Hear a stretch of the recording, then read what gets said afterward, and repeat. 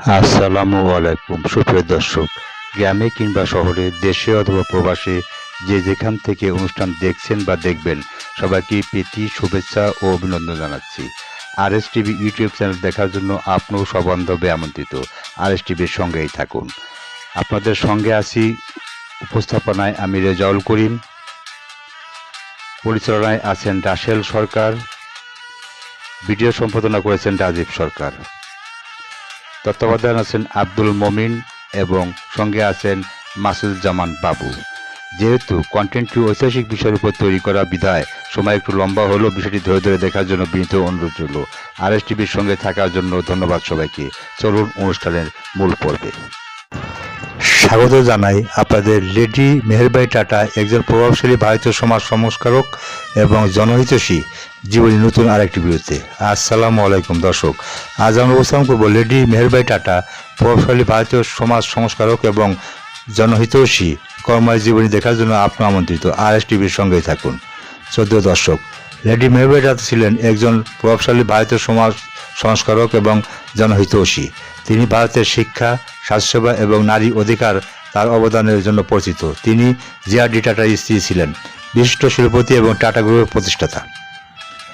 Meherbai tata 1936 সনে tata institute of social science TISS সহ বিভিন্ন প্রতিষ্ঠানের প্রতিষ্ঠায় গুরুত্বপূর্ণ ভূমিকা পালন করেছিলেন, যা সামাজিক কাজ এবং গবেষণার উপর দৃষ্টি নিবন্ধন করে। মেহেরবাই টাটা ভারতের প্রথম মহিলা college lady Meherbai D Tata education trust প্রতিষ্ঠার ক্ষেত্রেও গুরুত্বপূর্ণ ভূমিকা পালন করেছিলেন, যা বিভিন্ন ক্ষেত্রে মহিলাদের শিক্ষাকে সমর্থন করে। শিক্ষায় মেহেরবাই টাটার কাজের পাশাপাশি তিনি নারী ক্ষমতায়ন এবং সামাজিক কল্যাণের জন্য একজন উকিল ছিলেন।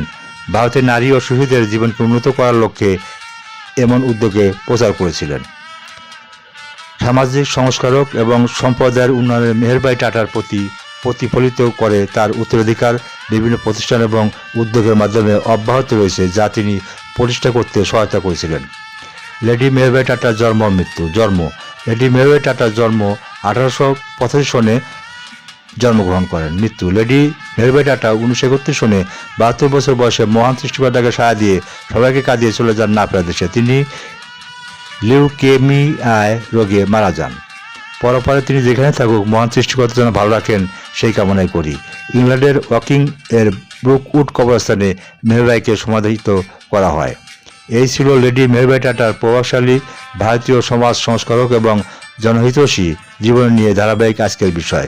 আরএস টিভির সঙ্গেই থাকুন। প্রিয় দর্শক, আমার জ্ঞান সীমিত নগণ্য। লেডি মেহেরবাই টাটা প্রভাবশালী ভারতীয় সমাজ সংস্কারক এবং জনহিতৈষী জীবনী পাঠ করে এর বিস্তারিত ইতিহাস ও অন্যান্য বিষয়বস্তু বর্ণনা করা খুবই কষ্টকর বটে।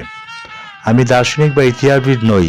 আমি লেডি মেহেরবাই টাটা প্রভাবশালী ভারতীয় সমাজ সংস্কারক এবং জনহিতৈষী জীবনীর বিস্তারিত পাঠ করে যতটুকু বুঝতে পেরেছি তা থেকে কিছু তথ্য আপনাদের সামনে তুলে ধরার চেষ্টা করেছি। কাউকে ছোট অথবা বড়কে দেখা আমার উদ্দেশ্য নয়।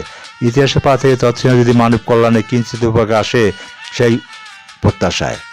আমার লেখাতে আমি তথ্যগত কোনো ভুল করে থাকি তবে নিজগুণ ক্ষমা করে দিবেন। ভুলগুলো ধরে দিলে আমি অবশ্যই শুধরে নেওয়ার চেষ্টা করব ইনশাল্লাহ। ধন্যবাদ ও কৃতজ্ঞতা জানাই উইকিপিডিয়াকে। সবার কাছে দোয়া ও ক্ষমা প্রার্থনা করছি। আজ বিদায় নিচ্ছি। দেখা হবে নতুন কোনো অনুষ্ঠানের তথ্য নিয়ে। ভালো থাকুন, সুস্থ ও নিরাপদ থাকুন।